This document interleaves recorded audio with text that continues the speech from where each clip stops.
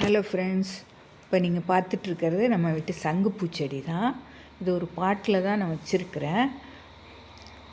வேலியிலலாம் ஏற்றி விட்டால் ஆடு மாடெல்லாம் சாப்பிட்ருது. அதனால் நான் தோட்டத்துக்குள்ளேயே ஒரு பாட்டில் வச்சுருக்கேன். அப்படியே படர்ந்து புதர் மாதிரி இருக்குது. ஒரு நாளைக்கு 50 பூ கூட பூக்கும். வெள்ளை பூவுது. இதில் கலர்லாம் எனக்கு கிடைக்கல. ப்ளூ, வைலட் எல்லாம் அடுக்கு ஒத்த பூவெல்லாம் நிறைய இடத்துல பார்க்குறேன். ரொம்ப அழகாக இருக்குது. ஆனால் எனக்கு அந்த விதையெல்லாம் கிடைக்கல. ஒயிட்டு மட்டும்தான் கிடச்சிது. அது வச்சு தான் நான் பயிர் பண்ணியிருக்கேன். இன்னும் சின்ன செடியெல்லாம் வந்திருக்கு பாருங்கள். இதில் பூ எவ்வளோ அழகாக இருக்குது. இந்த சங்குப்பூ ரொம்ப மருத்துவ குணம் நிறைஞ்ச பூ. அதே சமயம் சாமிக்கும் வைக்கலாம். ரொம்ப விசேஷமானது. அதுலேயும் இந்த வெண்சங்கு பூக்கு நிறைய மருத்துவ குணம் இருக்குதுன்னு சொல்கிறாங்க. இதை காலையில் வெறும் வயிற்றில் ஒரு மிளகு, ஜீரகம், கொஞ்சம் மஞ்சள் பொடி போட்டு ஒரு 5 பூ இல்லை 7 பூ கொதிக்க வச்சு, ஒரு டம்ளர் தண்ணி பாதி ஆகிற வரைக்கும் கொதிக்க வச்சு அதை வெறும் வயிற்றில் குடித்தோன்னா அது ரொம்ப உடம்புக்கு நல்லது. வயிற்று புண்ணை ஆற்றும். அப்புறம் வயிற்றில் இருக்கக்கூடிய இந்த கிருமி, பூச்சி அது மாதிரி இதெல்லாம் கொன்னுடும். ஒரு நல்ல குளிர்ச்சி தரும் உடம்புக்கு. இந்த மாதிரி மருத்துவ குணம்லாம் இருக்குதுக்கு நிறைய. அப்புறம் கருப்பை கோளாறு கூட சரி செய்யும் அப்படின்னு சொல்கிறாங்க. இதை சில நேரம் இதில் ஒரு 3 துளி எலுமிச்சை சாறு கூட விட்டு குடிச்சிக்கலாம். பிடிக்கிறவங்க, லைட்டாக புளிப்புத்தன்மை வேணும்னு நினைக்கிறவங்க எலுமிச்சம்பழ சாறு விட்டு குடிச்சிக்கலாம். அப்புறம் சின்ன குழந்தைங்களுக்கு நெஞ்சு சளியை போக்குறது கூட இது யூஸ் ஆகுது.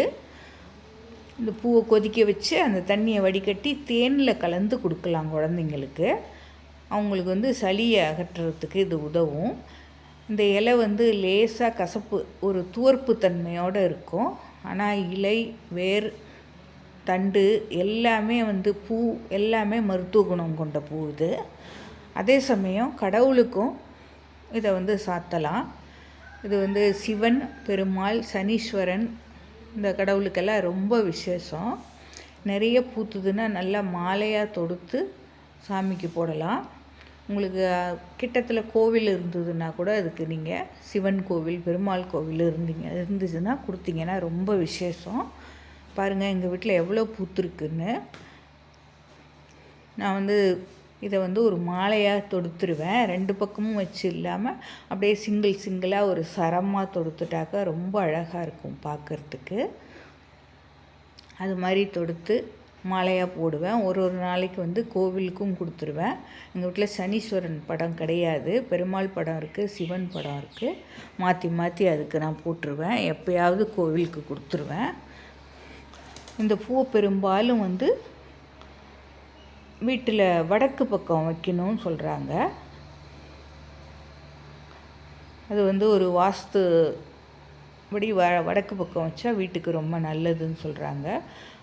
செல்வம் சேரும் அப்படின்னு சொல்கிறாங்க. இதை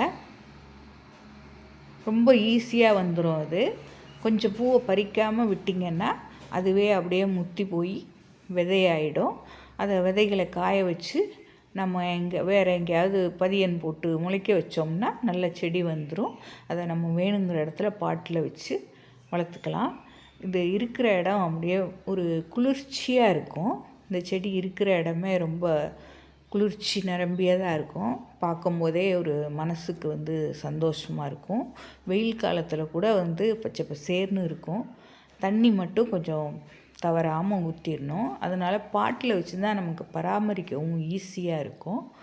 ரொம்ப வெயில் இல்லாத இடத்துல கொஞ்சம் பார்த்து வச்சுக்கணும். நல்ல பூக்கள் கொடுக்கும். அதுவும் இந்த பனி நாளில் நிறைய பூ பூக்கும். அது ஒரு 2 செடி வச்சுருந்தீங்கன்னா போதும். பூவே வாங்க வேண்டியதில்லை நீங்கள் சாமிக்கெல்லாம். அவ்வளோ பூ பூக்கும். ரொம்ப மென்மையாக இருக்கும். இது அழுத்திலாம் கட்டக்கூடாது. ரொம்ப சாஃப்டாக ஹேண்டில் பண்ணணும். ஏன்னா பெட்டல்லாம் ரொம்ப சாஃப்டாக இருக்கும்.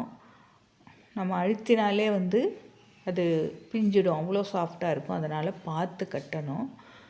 இதில் இன்னும் இந்த ப்ளூ, வைலட் அதெல்லாம் இருக்குது. அதிலெல்லாம் அதையும் காலை நேரத்தில் ஒரு டீயாக போட்டு குடிக்கிறது மூலம் நிறைய மருத்துவ பயன் கிடைக்கும். இன்றைக்கி நான் பாருங்கள் எல்லா பூவும் சேர்த்து கட்டுறேன். நல்ல ஒத்த சரமாக கட்டுறேன். நல்ல லென்த்தியாக வரும்னு நினைக்கிறேன். இன்றைக்கி ஏறக்குறைய 70-75 பூ இருக்குது. இன்றைக்கி சிவன் படத்துக்கு தான், சிவ குடும்பம், சிவன் மட்டும் இல்லை சிவ குடும்பமாக இருக்கார். அது மாதிரி படங்களை வீட்டில் வச்சு வழிபட்டோம்னா ரொம்ப விசேஷம். வீடே சந்தோஷமாக மகிழ்ச்சியாக இருக்கும்.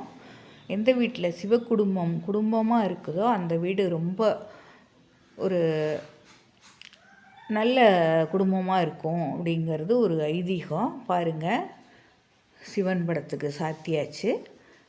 சிவன் மட்டும் இல்லை, பார்வதி தேவி, பிள்ளையார், முருகன் எல்லாம் இருக்காங்க. நல்ல லென்த்தாக வந்திருக்கு பூ மாலை. இது மாதிரி ஒரு நாளைக்கு ஒரு படத்துக்கும் சாத்தலாம், இல்லை அண்ணன் எல்லா படத்துக்கும் வேணாலும் சாத்தலாம். இந்த மாதிரி உங்களுக்கு விளக்கு பூஜை பண்ணுற மாதிரி சிவனுக்கு அர்ச்சனை பண்ணும்போது இந்த சங்குப்பூவால் அர்ச்சனை பண்ணோம்னா ரொம்ப விசேஷம். மந்திரங்களை சொல்லிகிட்டே சிவனுக்கு சங்குப்பூவால் 108 பூ வச்சு அபிஷேகம் பண்ணும்போது, அர்ச்சனை பண்ணும்போது ஒரு நல்ல பலன் கிடைக்கும். நமக்கு நேர்மறை ஆற்றல் உண்டாகும் வீட்டில். இந்த பதிவு உங்களுக்கு பிடிச்சிருந்துச்சுன்னா லைக் பண்ணுங்கள், ஷேர் பண்ணுங்கள். அப்படியே நம்ம சேனலையும் சப்ஸ்கிரைப் பண்ணிவிடுங்க ஃப்ரெண்ட்ஸ். இது மாதிரி நான் போடுற வீடியோலாம் உங்களுக்கு அப்போ தான் கிடைக்கும். Thank you friends.